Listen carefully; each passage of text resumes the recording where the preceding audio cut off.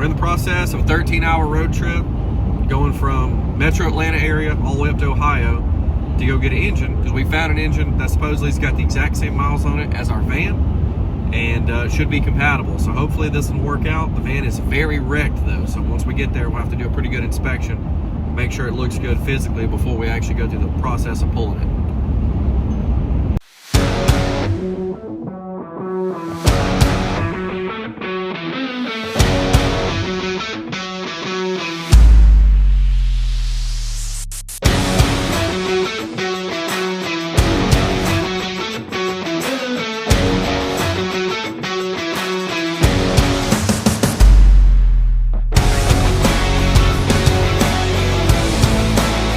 Had to make another potty break for this guy, for him to get his frozen coffee. This is like Starbucks for people that are poor. Guys driving around in a Luma Duty Lariat talking about being poor.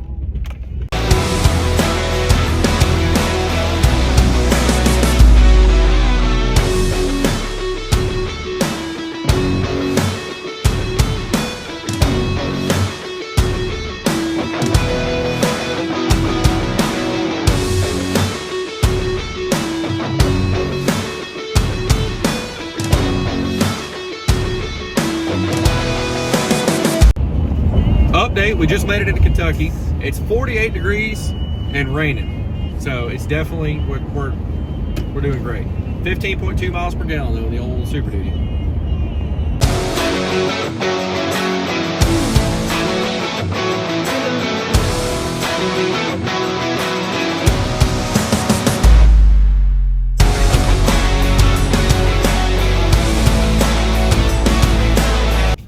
So update, we got out here to go look at the van. We'll show you the van in a minute.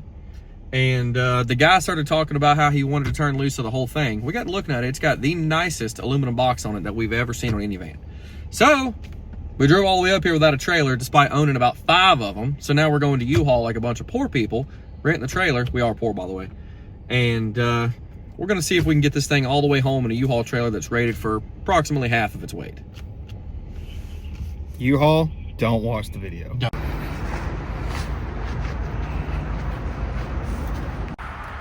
By the way, guys, this is an absolutely massive U-Haul. This has got to be probably 6 to 10 acres. It runs all the way down the road that way of U-Hauls. I believe we're in Kentucky, somewhere just over the line from Ohio. Been that wreck. This is our massive U-Haul facility. What would you say, 6, 10 acres what it's sitting on? Probably. That was my guess. Still more U-Hauls. Uh-oh. We're fixed T-bone one. Get us one. Get out of the way.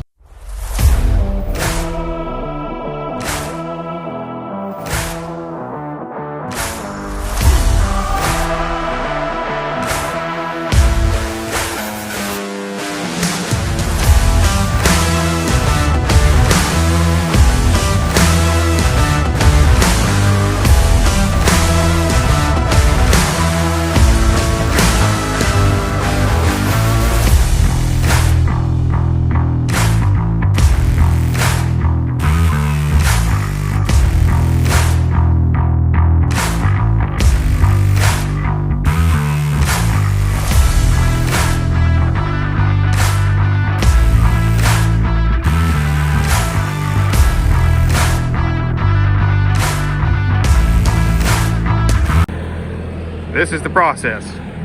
Got Alex in the Sellers Bobcat. So I think he was a little more comfortable doing this than the seller was.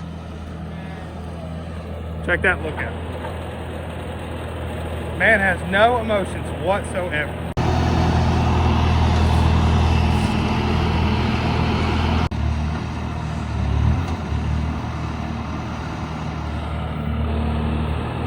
First day.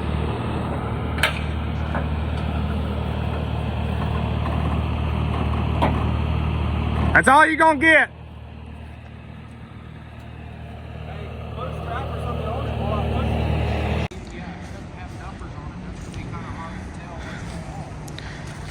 I don't see it. I guess it's in there or it's in the yard. Well, ask him. I will. This is an absolute monstrosity.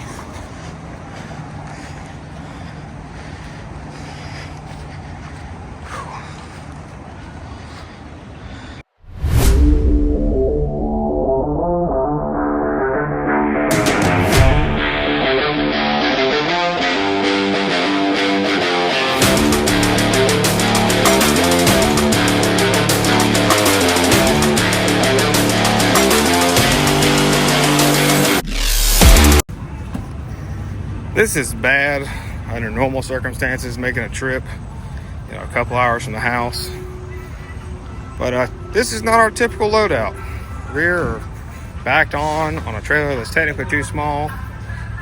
You know what? We're gonna see how she does. We're gonna do some adjustments. She's screaming. We gotta adjust the hitch down, move some stuff around the van. Let's see about trying to shift the weight forward a little bit.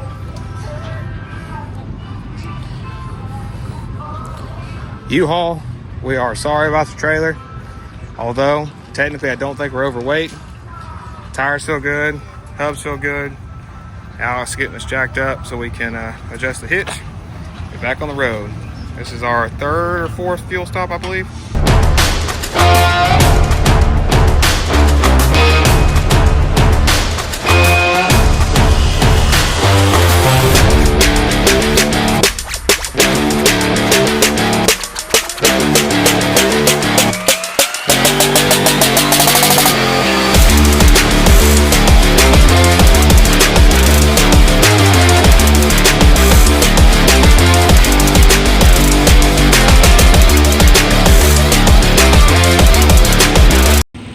Alright guys, here's your little late evening update. We are approximately 250 miles from home. Truck, doing great. Trailer, doing great. Tires are great. Only had the sway control give us a little warning one time. Our chauffeur over here doing alright. Emotionless as always. We'll update y'all when you get home. Alright, next little update for y'all. We are 193 miles from home. Apple Maps, I've got a bone to pick with you. There's no reason that we get off knowing that there's traffic ahead and our time goes up. You should automatically do that for us. But grabbing some petrol, old Lariat 6.2, a little hard on the how dare yous with the gas burning and the miles per gallon. Trailer's doing fine. Honestly, the tires look great considering we don't exactly know what this thing weighs. It is missing the transmission. But yeah. At your local TA, somewhere in Tennessee, off of 75 and 40, grabbing some fuel. Catch y'all when we get closer. So, we are 200 miles out, and we got one phone telling us it's going to be 3 hours, one phone telling us it's going to be 4 hours, and we got an old man at the gas station that's relying on us, of all people, to get him home. He's going to follow us down there. So, we're fixing to have an F-250, a trailer, a box truck, and an old man and his wife lost in the middle of nowhere, Tennessee, on our way back. So wish us luck. The blind leading the blinder. We are 84 miles from the house. Pulled over, it's getting late. We're both pretty tired. So, going to use the bathroom, take a walk around. Next update, or will be, we get to the house. So it is midnight 01 here in Georgia. What are we doing, Rose? Unloading the van. We got the pile of hot garbage home. About 2:30 last night. It was a 22-hour day. Somebody not so happy that I was gone all day. And as soon as we get it unloaded, we're leaving out today, heading to North Carolina for other things. But yeah, trailer did fine. Tires did fine. 6.2 Lariat did fine. Let's get this hot pile of garbage off the trailer. So excited. Do what now? What did you say? I said I can't get them undone. Ratchet straps are this woman's arch enemy. They are her kryptonite for sure. She cannot do ratchet straps. Get this girl off the trailer.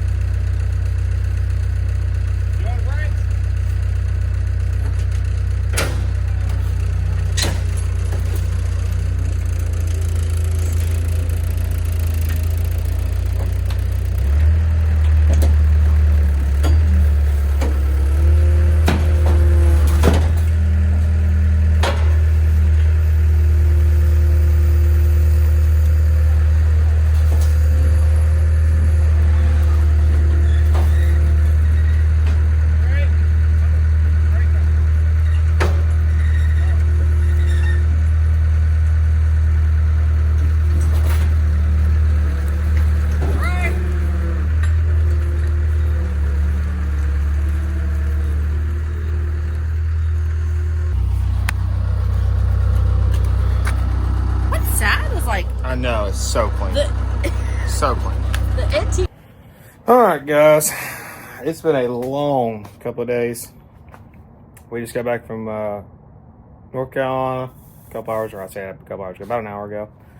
Dropped Alex off, whatever. So I'm sure y'all are watching this video and y'all are wondering why in the world would these guys drive all the way to Cincinnati, Ohio for a motor or a van? Well, the van was not planned. The motor was planned. So we called around all our local yards and tried to find a motor. They were incredibly overpriced, and nobody could, tell us how many miles were on them. We dealt with a guy down south, and this made the most sense for us. It made the most sense financially, and we felt the best emotionally about this engine. It's in a wrecked van. Most likely it was running when it was wrecked. I mean, obviously, weird stuff can happen, but it's probably running when it's wrecked. The guy was super nice, super easy to deal with, and it's a very low mileage engine. The van is incredibly clean. The engine matches our van's mileage the closest, and we absolutely do not trust the rebuilds from Ford, O'Reilly's, any of those people. We just don't trust them. We don't like them. We would rather use a higher mileage Ford factory assembled engine that was new at one point in time than a reman. Now we do go through, do the time of chains, reseal them, check them. We know what we're getting. We put them in there. And keep in mind, yes, we are going to resell this van one day, but we plan on driving it before then. I mean, this is going to be a camper. It's going to, it's going to do what we want to do with it for a little while. So I'm going to flip y'all around and show you this engine and what happened while we're replacing it and how incredibly clean it was. It's so sad that it's bad. So here is our engine that was in there. I mean, this is 150-ish thousand mile engine. Look how clean it is. I mean, there's no burnt on oil. The chains are in great shape. It's in excellent, excellent shape. But then you look a little deeper, and we had spun rod bearings. And if you look right in here, you can see the metal on the mains.